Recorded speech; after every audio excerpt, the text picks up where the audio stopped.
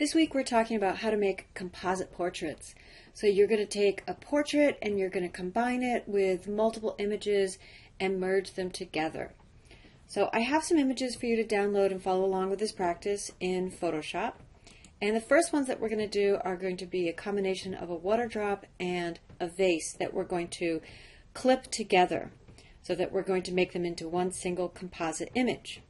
So here's kind of an end result, and I'm going to go back and start this over.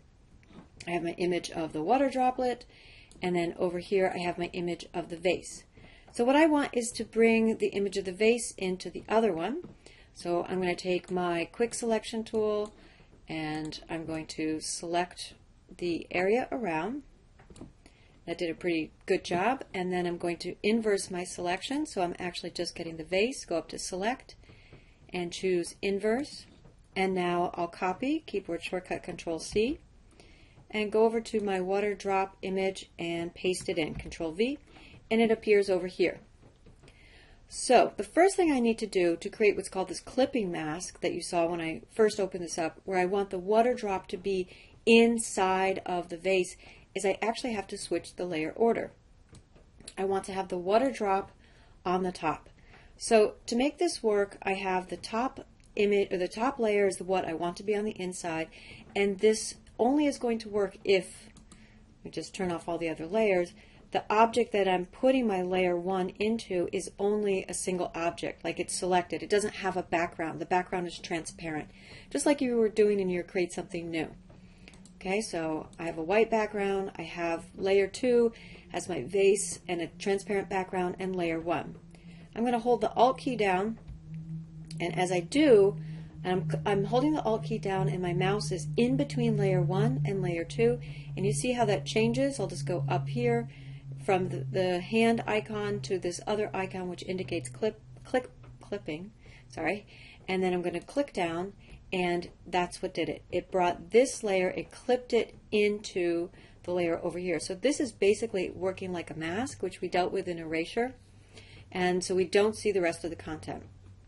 And now I can move things around, take my move tool, but if I have auto select on, and let's say I want to move the vase around, I keep just grabbing the water droplets. So when I'm working with the clipping mask, I often turn auto select off, and then I could work on the vase layer and I could move that around if I wanted to. I could put that in a different spot.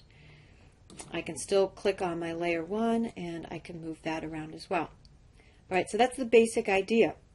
You could also, by the way, right click if you're having a hard time getting to that clipping mask. I'll do release clipping mask. You could also right click in between these two and click on create clipping mask, and it does the same thing if you're having a hard time for whatever reason creating it through the Alt key.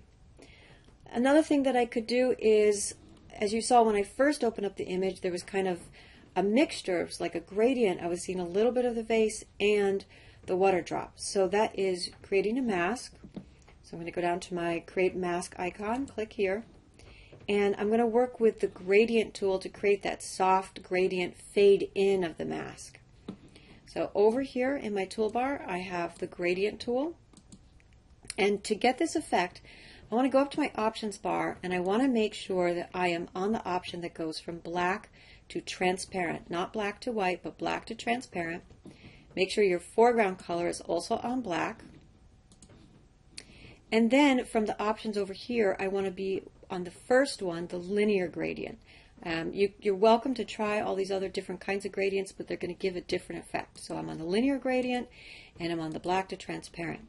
So I'm going to start at the top, and to use the gradient tool, you click and you holding down the mouse drag, and I've dragged.